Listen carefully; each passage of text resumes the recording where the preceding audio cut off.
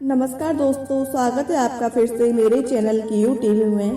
दोस्तों, वास्तु शास्त्र में वर्णित है कि भवन में पूजा घर का निर्माण सदैव ईशान दिशा में अर्थात उत्तर पूर्व में ही करना चाहिए। यदि ईशान कोण में स्थान का अभाव हो तो उत्तर पूर्व अथवा पश्चिम दिशा में भी पूजा घर बना सकते हैं। इसके अतिरिक्त वास्तु शास्त्र में पूजा घर से जुड़ी बहुत ही महत्वपूर्ण जानकारी दी गई है, जो आज के इस वीडियो के माध्यम से हम आपको बताने जा रहे हैं। तो चलिए जान लेते हैं वास्तु शास्त्र के अनुसार पूजा घर कैसा होना चाहिए। पर उससे पहले अगर आपने चैनल को सब्सक्राइब नहीं किया है तो इसे सब्सक्राइब जरूर करिएगा, ताकि आपको ऐसी आध्यात्मिक जानकारी वाले वीडियो देखने को मिल सके।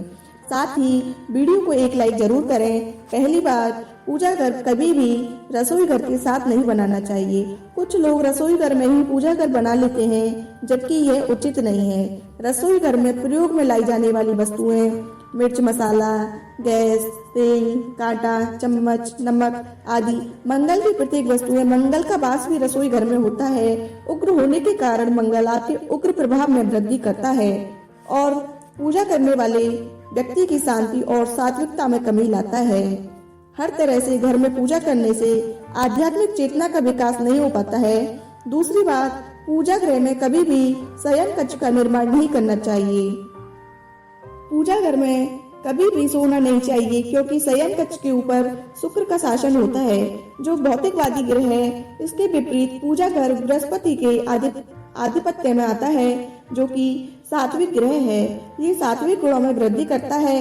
शयन कक्ष में पूजा कर रहने पर शयन कक्ष के स्वामी शुक्र बृहस्पति के प्रभाव में कमी लाएंगे, जिसके परिणाम स्वरूप आध्यात्मिकता में कमी आएगी तथा पूजा करने से जो लाभ मिलता है वो नहीं मिल पाएगा। बृहस्पति संतान तथा सांसारिक सुखों का भी कारक है। शयन कक्ष में पूजा गृह का निर्माण करने से बृहस्पति अपने शत्रु से पीड़ित होगा, जिसके परिणाम स्वरूप संतान सुख, सांसारिक सुख और धन में कमी आएगी। इसलिए शयन कक्ष में बैठक कक्ष के अंदर पूजा घर नहीं बनाना चाहिए। अगर जगह की कमी हो तो अध्ययन कक्ष के साथ पूजा घर बनाया जा सकता है। तीसरी बात, पूजा गृह में मूर्ति की स्थापना ऐसी की जानी चाहिए कि व्यक्ति का मुख पूजा करते समय ईशान कोण अर्थात उत्तर पूर्व दिशा में होना चाहिए। सूर्य नमस्कार अर्थात सूर्य को अर्घ्य देते समय हमारा मुख सूर्य की तरफ होना चाहिए। सूर्य की तरफ होता है, ठीक वैसे ही पूजा करते समय हमारा मुख ईशान कोण में देव प्रतिमा की तरफ होना चाहिए। चौथी बात, कुछ लोगों को ये जानने की इच्छा होती है कि पूजा घर ईशान दिशा में ही क्यों बनाया जाता है, दूसरी दिशा में क्यों नहीं। इस दिशा में सबसे पहले इस बात की जानकारी होना आवश्यक है कि दिशा विशेष का अपना महत्व होता है। जैसे सूर्य पूर्व से उगता है और सुबह का सुनहरा प्रकाश भी हमें पूर्व से ही मिलता है, ठीक वैसे ही ईशान एक विदिशा है जहाँ से सूर्य की ऊर्जा और पर्यावरण की सकारात्मक शक्तियों का प्रवेश भवन में सरलता से होता है। यदि ईशान दिशा की तरफ मुख करके पूजा की जाए तो शुभ परिणाम तुरंत ही प्राप्त होने लगते हैं। पांचवी बात, अनेकों बार ऐसा होता है कि लोग ईशान दिशा में पूजा घर बनाते हैं, लेकिन उनका तरीका थोड़ा गलत हो जाने से उन्हें पूर्ण तरीके से लाभ प्राप्त नहीं होता है। उदाहरणार्थ, ईशान में बड़ा सा चबूतरा बना दिया जाना, इससे ईशान पर अनावश्यक भार पड़ता है। इसकी जगह पर पूजा स्थान सामान्य भूमि से थोड़ा ऊपर होना चाहिए, लेकिन कोई भी भारी भरकम चबूतरा ना हो। छठी बात, कई घरों में ईशान में कोई अलमारी अथवा लोहे का बक्सा रखा होता है, लेकिन जब लोगों को पता चलता है कि पूजा घर ईशान में होना चाहिए, तभी उस अलमारी अथवा बक्से के ऊपर ही भगवान की मूर्ति स्थापना करते हैं। ऐसी स्थिति में ये जरूरी होता है कि आराधना काल में अलमारी व बक्सा हिले डुले नहीं। यदि हो सके तो अलमारी हटाकर कोई स्थायी पूजा घर का निर्माण करना चाहिए।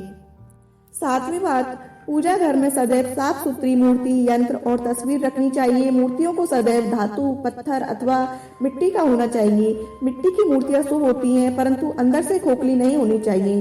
प्लास्टर ऑफ पेरिस से बनी मूर्तियां ज्यादातर खोखली होती हैं। इन मूर्तियों को पूजा कक्ष में कभी नहीं रखना चाहिए। सामान्यतः ध्यान में रखें कि घर में किसी भी देवता की खड़ी मूर्ति नहीं रखनी चाहिए। हमेशा मूर्तियां बैठी हुई अवस्था में होनी चाहिए।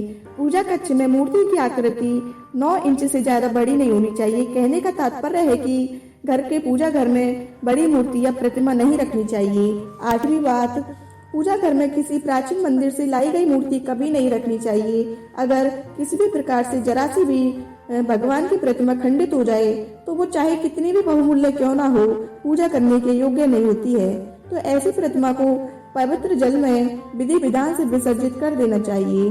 9वीं बात, देवी देवताओं की मूर्ति पर से जो भी उतरे हुए सूखे फूल, माला, हवन, धूप आदि की राख होती है उसे और सफाई से निकाला हुआ अवशेष जल, नारियल के टुकड़े, पुराने कपड़े इत्यादि को अनावश्यक समझकर फेंकने के बजाय तेज प्रभावित होते हुए जल में विसर्जित कर देना चाहिए। पूजा घर में हवन कुंड अग्निकोण में करना चाहिए, लेकिन हवन करते समय मुख पूर्व दिशा में होना चाहिए। देवी देवताओं की पूजा एक स्थान में स्थिर होकर एक आसन पर बैठकर करनी चाहिए। कोरी जमीन पर बैठकर कभी पूजा नहीं करनी चाहिए।